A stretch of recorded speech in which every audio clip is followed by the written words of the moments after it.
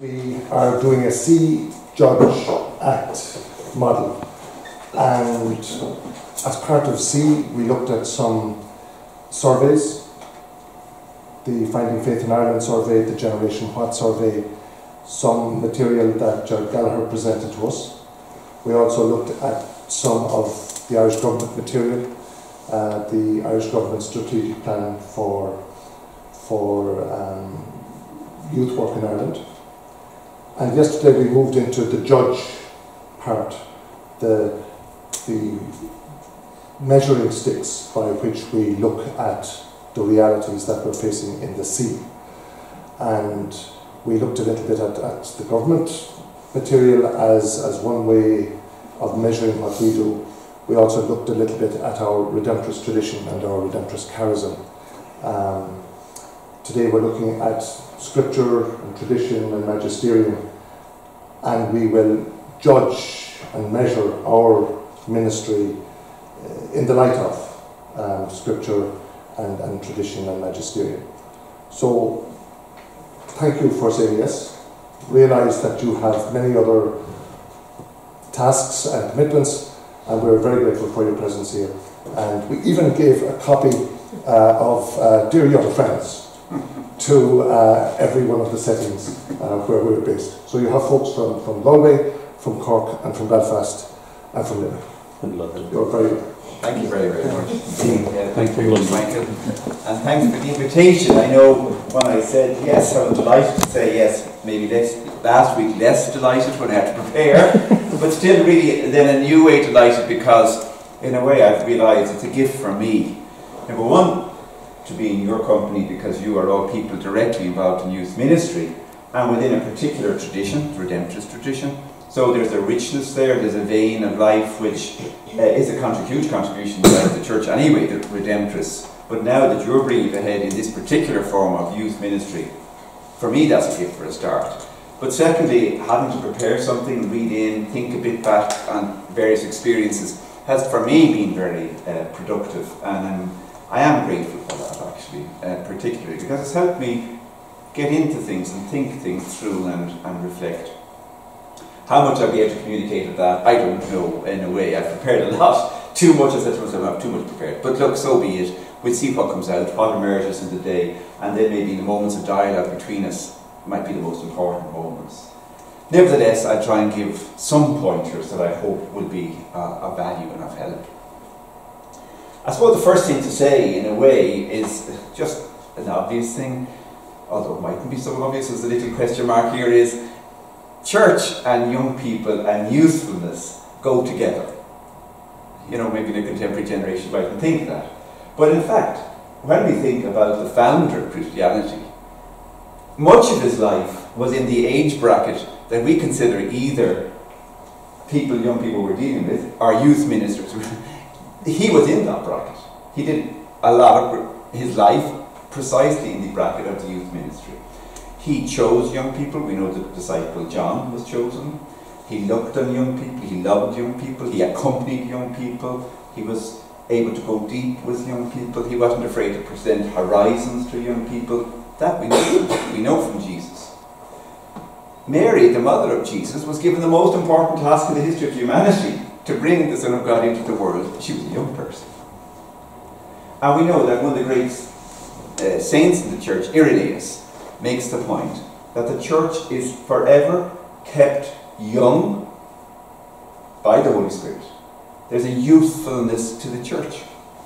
And in fact, the Germans have a lovely phrase, if I'm not wrong on this, that the last day, the day of judgment, is called the youngest day. Am I right in that? The youngest day. So the whole of history is getting younger. And in fact, if you look at the prayers after Easter, they're all about rejuvenation, restoring our youth, restoring our youthfulness. So the church's mission is intimately linked with youthfulness, and so the young, who are the visible expression of youthfulness, can't but be central in our identity and in our mission.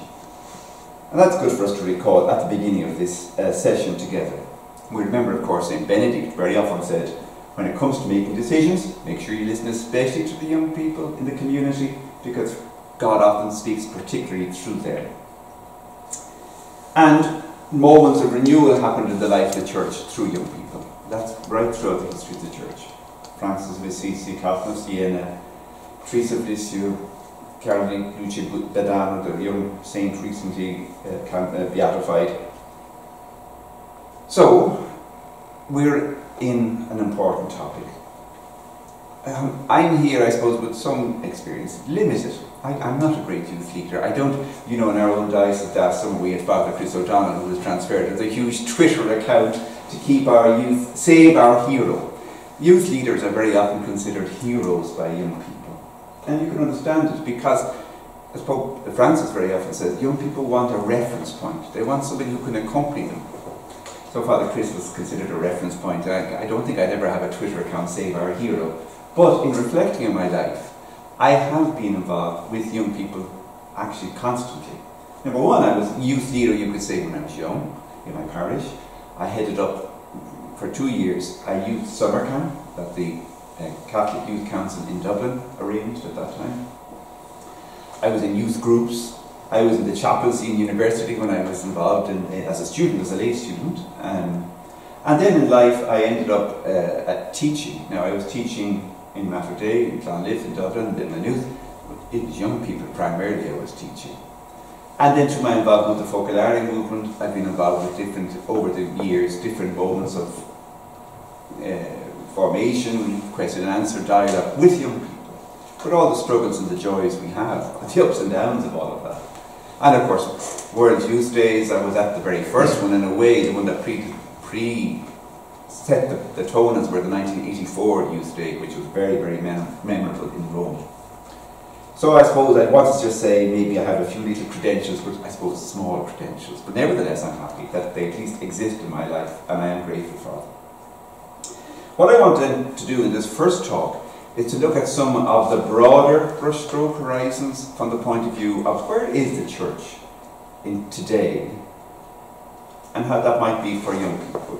Or more specifically, I suppose, because I said, I'm not dealing specifically with young people because you've had great work on that with surveys and all the rest, but youth ministry and accompaniment of young people. That's my angle on it. So, basically, what have I here now? That's it. I want to start by going right back to the Second Vatican Council. Now, some of you weren't born in the Second Vatican Council, but let's put it by way of giving it context, because it might seem like it's 1,000 years ago. I was born before the Second Vatican Council. I may be old, but not that old. So the Second Vatican Council isn't a long time ago for the Catholic Church, but it is a central event. Because it marked a shift, a turning point in the direction with which we want to transmit the good news about Jesus Christ, of Jesus Christ. In some ways, the church, as it were, grasped that there was a risk that we were presenting almost a museum. We were giving the teachings, we were administering sacraments, but the event of Jesus had somehow become almost systematized, institutionalized to the point where it was like a machine running, but it wasn't communicating possibly the event and the person of Jesus Christ. Of course, great saints came out of all of that. I don't want to kind of down it. Nevertheless, the Council, the Second Vatican Council, marked a turning point for the Catholic Church. And I think there were 3 directions in which it moved. First of all, a rediscovery, a new discovery of God.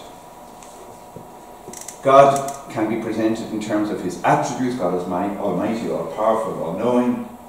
Yes, God has given us his self-identity, told us in contents, yes. But more, as the Council understood, God has communicated personally his inner story, his life. How? Through relationships, through history, through dialogue, through vulnerability, through friendship. These are the keys of God's self-communication. So if we want to echo God, communicate God, we too have those keys to open up in order to present God, because it's God's way. Not surprisingly, because the Council underlined, God is Trinity, 3 persons who love one another, form of community, the primordial community, and that community is a giving away community. He gives himself away. That's God. Secondly then, of course, there was the understanding that in the giving away God, in Jesus Christ, the incarnation, the church comes to life as a body, a people of relationships, connectivity, and we use the technical word communion. So we often think of going to Holy Communion, but in fact the church uses the word koinonia, communion, primarily in terms of the relationship of one another in Christ and in our sharing of the holy things together.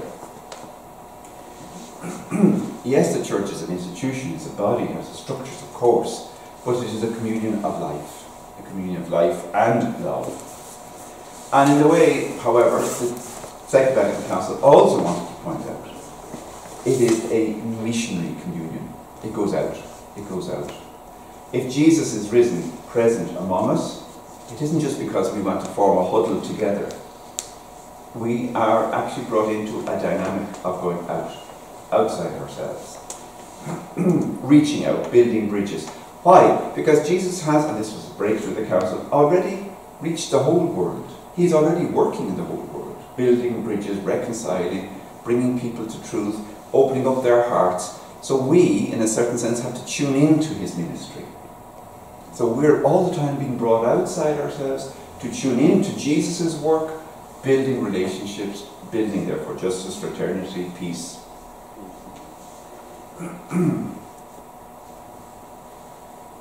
So those 3 points: a rediscovery of God, the communion of the church, relationality, connectivity, outside ourselves, missionary.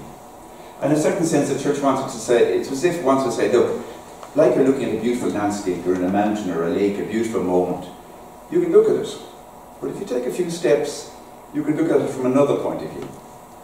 And in a certain sense the Council wanted to do that with us, to get us to look at things from another point of view.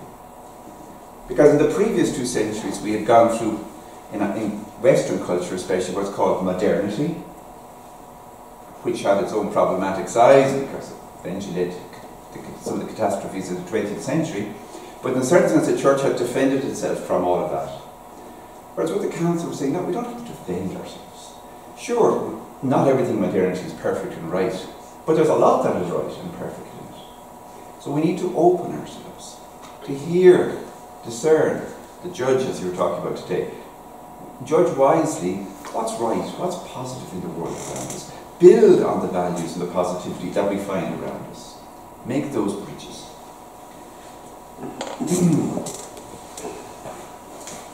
And therefore, the Council really promoted engagement with people of other religions.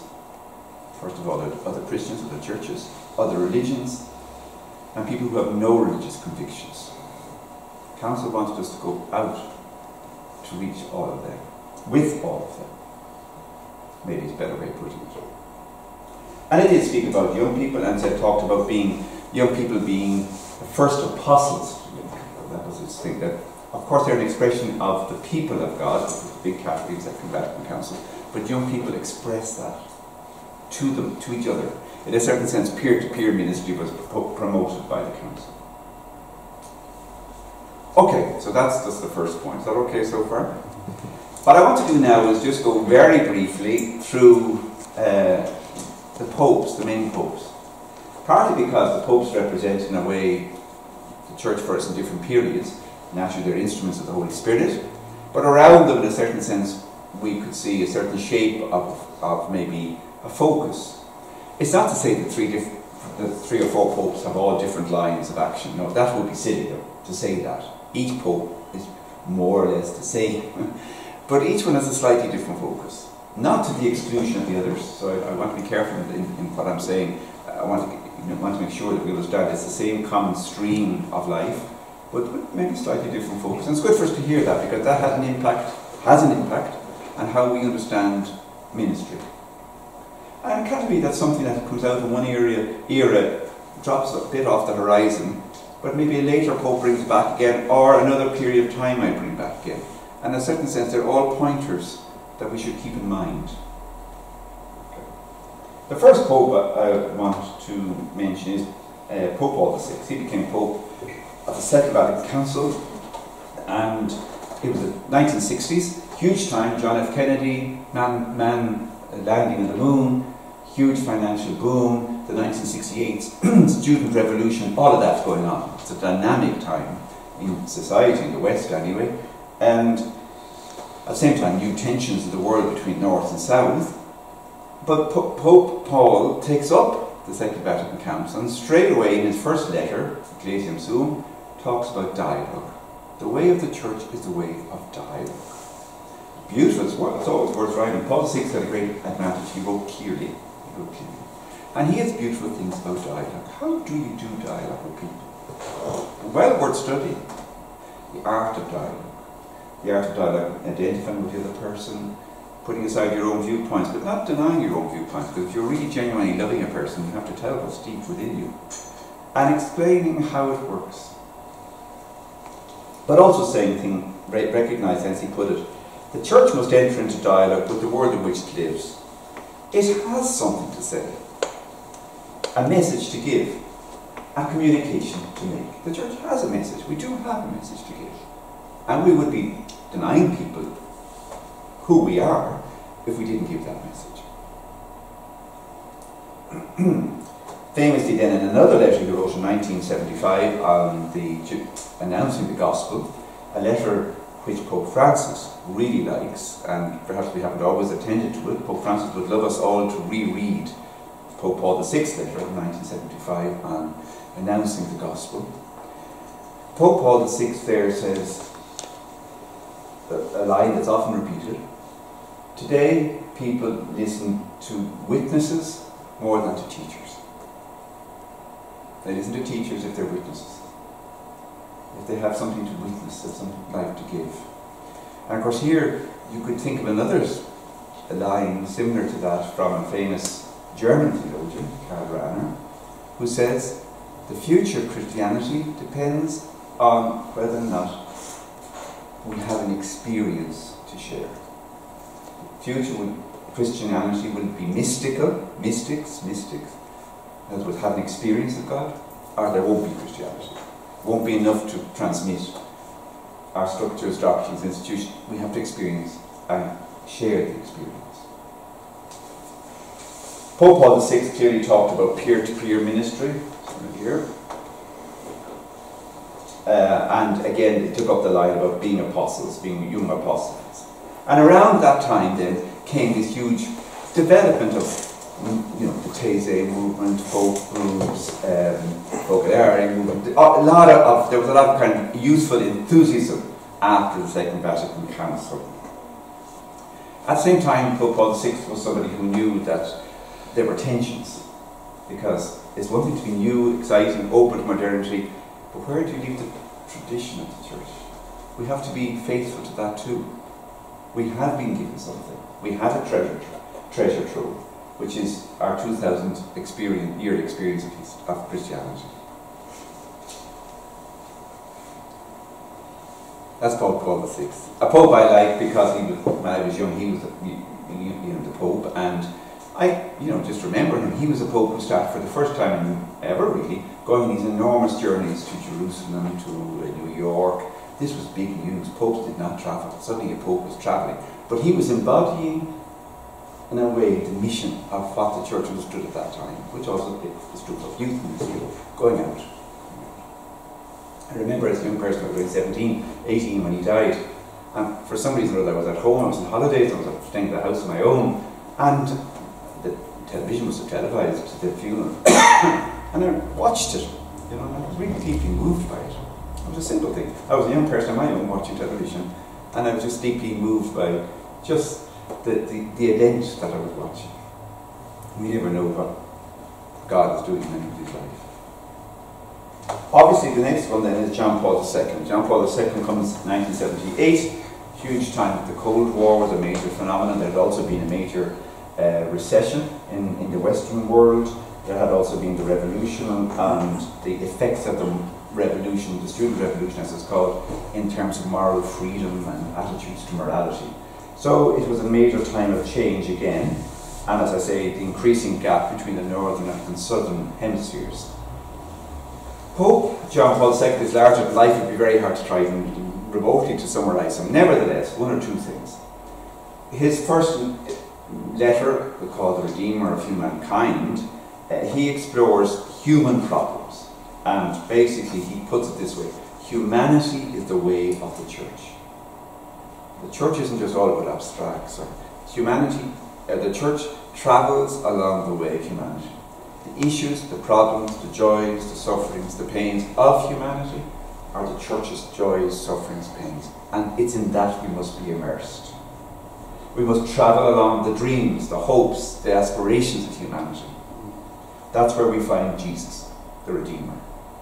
And we're called ourselves to bring that world into encounter with Jesus Christ, and Jesus Christ into encounter with that world. There will be so many themes in Pope John Paul II. He talks about solidarity, he talks about economic issues, he talks about social issues. We know about the whole collapse of the communist world, very much linked with him.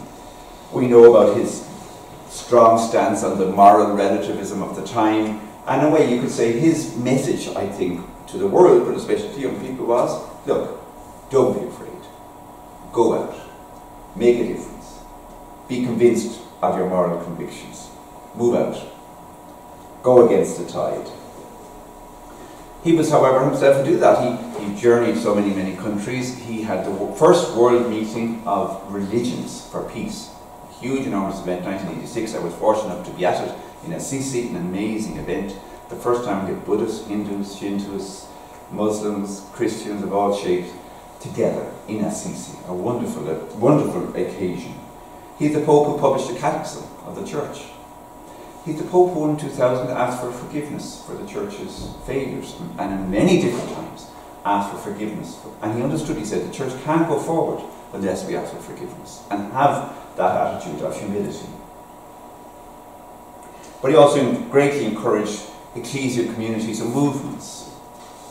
He spoke of a new, what he called, darkness in Europe, in the Western world, what he called an epochal of an era, dark night.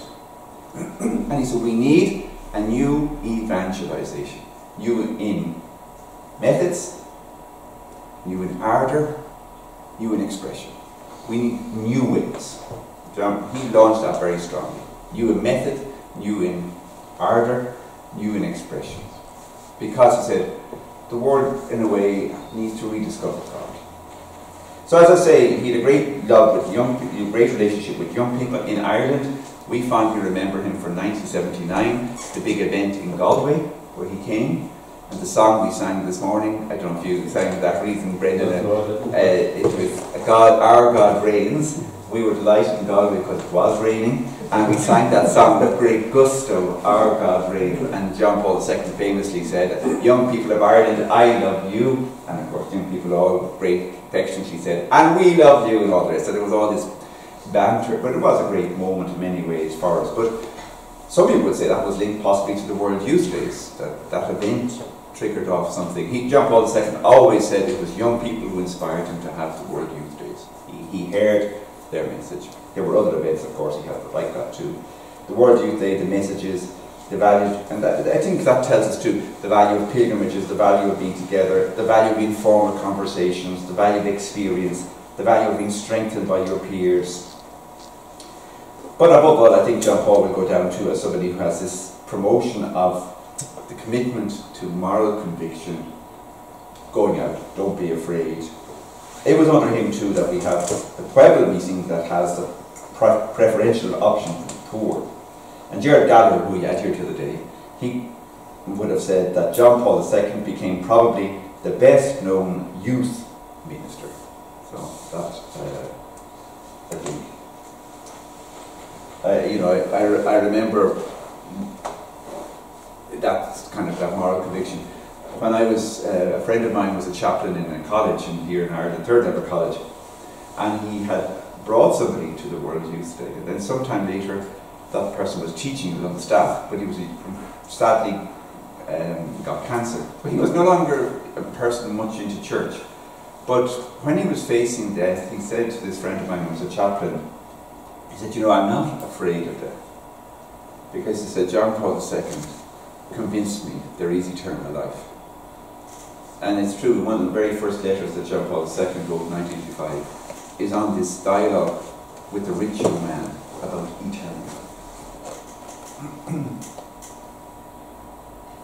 Okay, so we move on to Pope Benedict. Am I going too fast? Okay, you're okay, you're Right. Pope Benedict. Pope Benedict is a German cardinal scholar. He becomes Pope in 2005. And again, the Western world have clearly moved on even further in terms of a lot of people distant from the church, distant from faith, all the churches, not just the Catholic Church.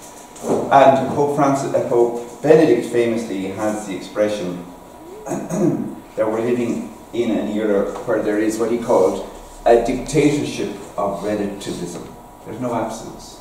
We're living in a totally new scenario where there's all kinds of values all over the place, and there is no absolutes, and relativism is the name of the game. People talk about the clash of civilizations, which was being talked about a lot at that time. And so Pope Benedict, I think, would have promoted the notion of creative minorities. We need to be a church that recognises how things are. No point in deluding ourselves. We need, however, therefore, to create places, points, communities which are convinced in their faith, but creative. Creative minorities.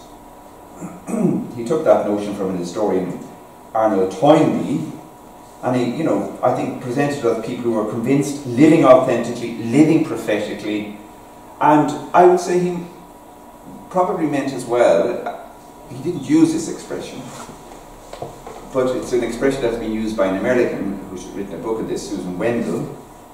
The expression is intentional discipleship. Intentional discipleship. It's not enough, in other words, to promote a general Christianity, not enough to promote the values of Christianity. It's not enough to promote the message of the gospel in a generic sense. We need disciples who know and decide, yes, this is what I want, and this is what I want to live, and this is what I want to give witness to. In fact, in his first letter, God is Love, Deus Caritas, famously, Pope Benedict says, being Christian is not the result of an ethical choice or a lofty idea, but the encounter with a person, with an event, which gives life a new horizon and a decisive direction. In other words, for him, this was really important. The encounter with the person, with the event. Not an abstract theory, not an abstract life ethic, a person, an event. Of course, he takes up a bit from Dietrich Bonhoeffer, who had written, of course, The Cost of Discipleship. That was something that had come out very strongly in the German martyrs' writings. Two directions that I think Pope Benedict pointed for that to happen. One is what I might call the more vertical, transcendent dimension. In other words, we must refocus ourselves on the worship, the adoration, the personal relationship with God in prayer, in liturgy, in prayer forms.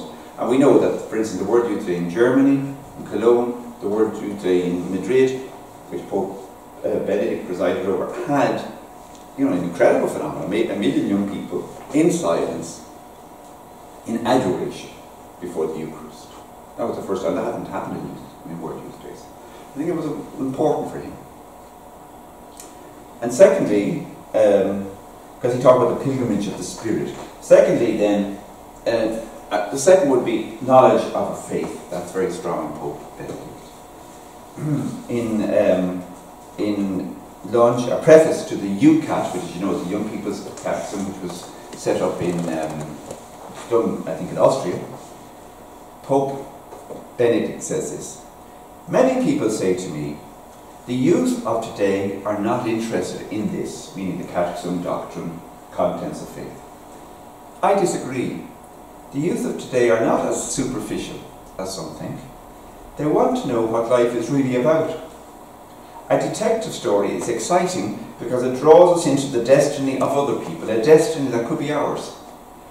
This book is exciting because it speaks of our own destiny and so deeply engages every one of you. So I invite you, study the Catechism. It's not written to please you. It will not make life easy for you, but it demands of you a new life.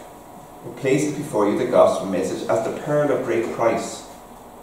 So study in the quiet of your own room, with your friends, with groups, networks, internet.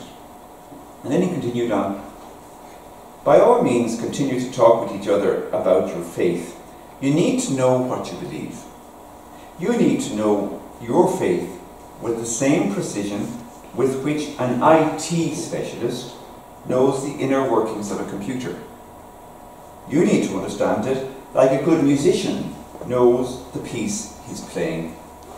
Yes, you need to be more deeply rooted in the faith than the generation of your parents, so that you can engage the challenges and temptations of this time with strength and determination. So it's very strong for him, I think. That really, in this contemporary world, especially in the West, where all the challenges, we need to have a knowledge that needs to be communicated. Not for him, to be fair, that was never a dead knowledge. That knowledge was always for him, in a certain sense, an anointed knowledge, a spirit-filled knowledge that came from understanding and living your faith. So finally then, for this first talk then, we come to Pope Francis. Okay? Pope Francis was elected, most of us remember that very, very well. It too was a period of turmoil, don't forget. Of course, the church itself was going through turmoil, but so the world, with Syria, the wars, the terrorism. And there was a certain sense, I think, in the church, in the Catholic Church, that there's a new witness a new need to witness to the good message and go out. We've done a lot on doctrine, we've done a lot of formation, we've done a lot of focus on that. We need now to go back out again, more pastorally. And that, I think, was with Pope Francis, a message he heard, I think, from the other cardinals, certainly before being elected Pope, and really has incarnated it. Reading the mood of the time, I think I've been struck by this. Pope Francis says in a talk I saw a few months ago, and just a half sentence, but I liked it. He said, there are three things I pray for every day for the church. The grace, the gift of joy, of hope, and going out. And I think it summarises a little bit what Pope Francis wants to say. The risk is we could be discouraged by what's going on. We could turn back in ourselves, and we could be burdened. And he wants the whole church that he prays for every day to turn right around. Not be burdened, be joyful. Not be robbed of hope, have hope. Don't go back into yourself, go out. And he really incarnates that. Pope Francis doesn't mention creative minorities. I think he may have mentioned them once or twice, but his point is, in his first document, the Evangelii Gaudium, I invite all Christians everywhere at this moment to a renewed personal encounter with Jesus Christ, same as Pope Francis, or at least, there's this element, an openness to letting him encounter them. There's a slightly, in other words, Pope Francis, I think, wants us to go back out to everybody. Yes, we must have the formation, but we must go out to everybody. I dream of a missionary option. A missionary option that is capable of transforming everything, so that the church's customs, ways of doing things, times and schedules, language and structures can be suitably channeled for the evangelization of today's world rather than for self-preservation. In other words, for Pope Francis, we're not in the business of preserving ourselves, saving ourselves, our own security, our own structures, our own. He has this missionary dream that we turn the whole thing right around, because we're here for others. And that's something he comes back to again and again. 4 points that I would like to, 4 directions that I think Pope Francis points us in, just briefly. One is synodality. It's a word we're not used to using too much. Synodality, the word synod means journeying together. Journey. Pope Francis has this big thing. It's journeying together that we understand things. It's journeying together. We discern, we judge, we make decisions, we help each other see directions. It's a journey together that none of us are above, none of us are below, we're together. Second word, encounter. Encounter. As I said, a big thing for Pope Francis is go out, go forth, take the first step. Famously he said, I prefer a church which is bruised, hurting and dirty because it has been out in the streets, rather than a church which is unhealthy from being confined and from clinging to its own security. Of course, out to the peripheries, out of humanity. Admittedly, he does say too, that doesn't mean necessarily stupid, mindless, rushing around doing all kinds of stuff. He says, at times, we have to be like the father of the prodigal son, who always keeps his door open, so that when the son returns, he can readily pass through it. And famously, of course, he gives principles we won't go into now. Time is greater than space. Unity prevails over conflict. Realities are more important than ideas. The whole is greater than the part. Mercy, we know this is a key topic in Pope Francis, and he comes back to it again and again, as he says, on the lips of, you could say, youth ministers, the first thing that must ring out over and over again, Jesus Christ loves you, he gave his life to save you, and now he's living at your side every day to enlighten, strengthen, and free you. And Pope Francis says that's the first thing. And when he says first, he says, I don't mean it's the first thing and then you go on and do the rest. No, he said, it's the first thing that must be always there, all the time, at the base. Jesus Christ loves you, gave his life to save you. He is living at your side every day to enlighten, strengthen, and free you. And famously then in his document on the family, Pope Francis made that great statement, no family drops down from heaven perfectly formed. Every family is on a journey, and if that's the case, we can't claim from anybody else that they should be perfect. We've got to let and help everybody take the journey. That's true for youth ministry as much as for families. He talked about the resurrection. He says, look for the signs of the resurrection. This resurrection didn't happen just 2,000 years ago and it's finished. The resurrection's at work all the time, and we need to, what he puts it, uncover the resurrection. It's a lovely way. And that, as a result, he said we should have a contemplative gaze, looking at the city, looking at our homes, looking where people are at. We should be trying to see where are the signs of the resurrection. Last word from Pope Francis, of course, is poverty, a huge topic for him. I want a church that is poor, for the poor, and for him that means also, I think, not just economic poverty, but also a poverty that knows that maybe we don't have all the answers we once had, in that sense of clinging to structures and institutions, a new type of a flexibility in going out.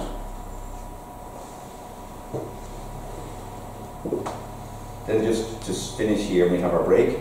Pope Francis, young people, well, he's well known for a great relationship with young people, and I suppose there's one thing he really underlines is life is to be lived. Life is to be lived. He really puts it up that to young people that it's not we're not into simply promoting a comfortable, lackluster existence. We really have to be open to being challenged. And he tells the experience himself. When he was 17, he's on his way to some kind of, looks like maybe a school graduation ceremony or something. He got into a church, a priest was there, he was inspired to go to confession. And he said, that moment changed my whole life. And he really believes that's possible for young people, that there can be these moments of changing life. And I think that's interesting too, because sometimes people say that's kind of that thing of a dramatic choice for God is more a Protestant thing than a Catholic thing. That's sometimes said, even when it comes to talk about intentional discipleship. Protestants talk more about I make a decision for the Lord, and they can tell you it was when I was 17 and a half. And some people say, no, Catholics have a different take, we have a different way of looking at it. But I don't think that's completely true. I mean, I think all the great saints, many, are able to tell you specific times, specific days. Teresa will tell you when I went home from Christmas, I was expecting my Christmas stocking, I went upstairs to my room, it wasn't there. I said, that was the moment. She said, I remember. I moved from being a child to being an adult in my faith. Pope Francis has his. I think we all have moments where, I can certainly amongst the teenagers, if they went to Mass, and I came home with the line of the psalm really struck me. God is kind, slow to anger, full of compassion and love. We all have moments, and these moments are important, I think, for Pope Francis, I think he wants to get across for our ministry with young people.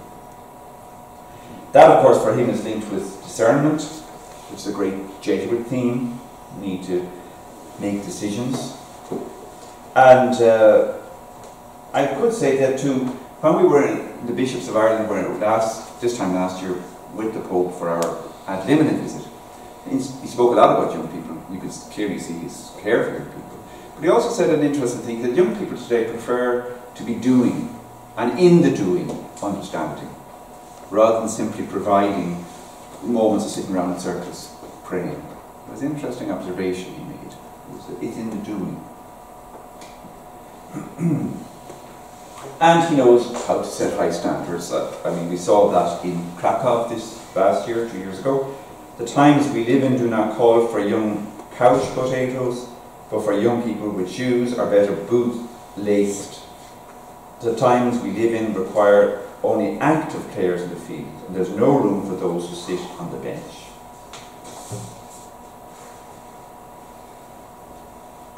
And for youth ministry, therefore, well, he knows it's not easy.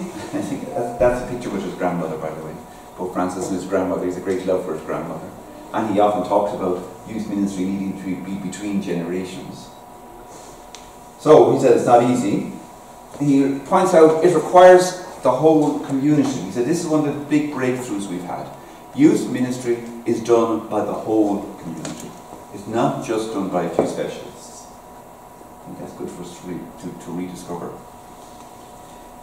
Also, there is a need, and we've discovered that, he said, for young people themselves to exercise greater leadership in youth ministry. And there needs to be the intergenerational dimension. And then, finally, 3 languages that I think can guide us as well for our youth ministry. A mature person should know how to express the language of the mind, the language of the heart, the language of the hands, harmoniously though. That is, to think what you feel and what you do. To feel deeply what you think and what you do. And to do well what you think and what you feel. 3 languages together in harmony. And maybe for us in youth ministry that's important. We're all the time dealing with 3 languages, but harmoniously. And in that, of course, Pope Francis highlights the environment, the issues that young people are into, the environment, justice issues, and he builds on that.